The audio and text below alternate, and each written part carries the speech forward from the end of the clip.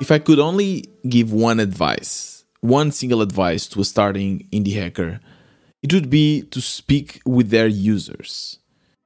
As you know, I've interviewed many indie makers, and there's one thing that is quite common between the success cases, which is they all build their product together with their users. For example, Simon, when he was building FeedHive, he told us he created this chat group on Twitter with core users, and they were trying the products from the beginning. He was actually brainstorming features with them even before they were built. Another example is Michelle. Michelle, at first, she made a mistake. She and the co-founders, they made a mistake when building the Robinhood for Indonesia. They thought this was a problem. They tried to build it. It didn't work. But then they started speaking with their users, and then they end up building Typeform, which is very successful at the moment.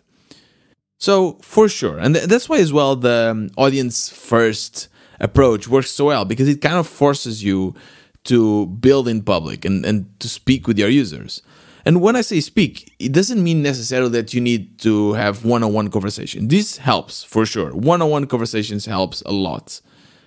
But you can also use your audience, your social media. One thing that I use a lot on Twitter are polls. They just work really, really well.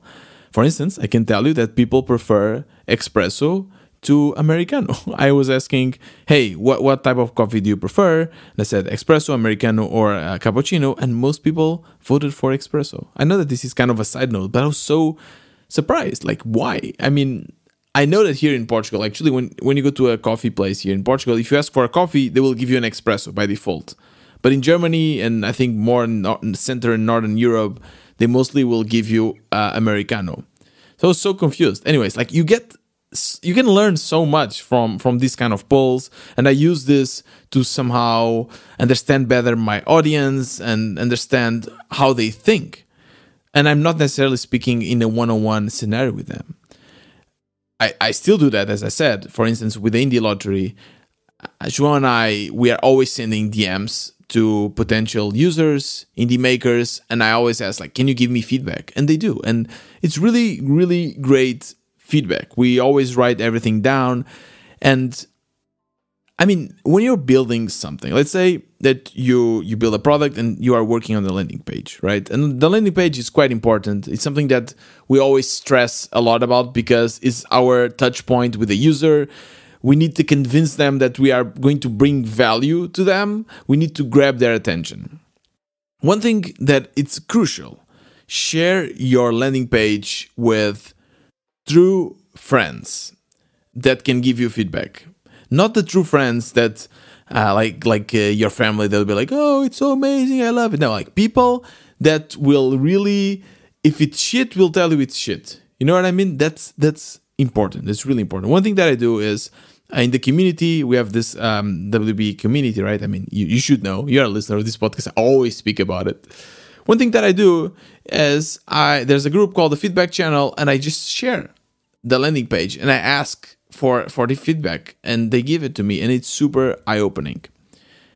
One other use case that it comes to mind recently. João and I mean, like, I think we work really well together. And I really appreciate the fact that he has a lot of patience for me because I feel that I'm always fluctuating. Sometimes I think the Indie Lottery is the best. It's the best product in the world. Sometimes I think, oh my God, this is terrible. Let's do something else. So I don't know. It needs to be really patient. But one thing that we're kind of discussing is we have a little section on that page where you can become a sponsor of the Indie Lottery. That's how we make money. And I told him that we needed to underline that text so that people know that it's a clickable section. And then João said, no, we don't need that. And we were going back and forth with that. He was like, Tiago, I'm the designer. I will tell you, like, please. Like, okay, let's take a screenshot and share it on the feedback channel. And let's see what people say. And here it's really important that you don't skew the results. Just be as abstract as possible. What I did was I took a screenshot of the page and said, like, hey, where do you think you can click? And I didn't say anything about the sponsor section or any section, really. I just said, like, where do you think you can click? And they said, I think you can click in this button. I think you can here. And Actually, a lot of them said that it was noticeable that they could click in the sponsor section. So yeah, João, you won. It's not about winning. Well, anyways, it's really important. I mean, we are biased because we know our products, we know what it's supposed to be. I mean, we built it, so we have this blind spot. It's really, really important for you to share it and get external opinions.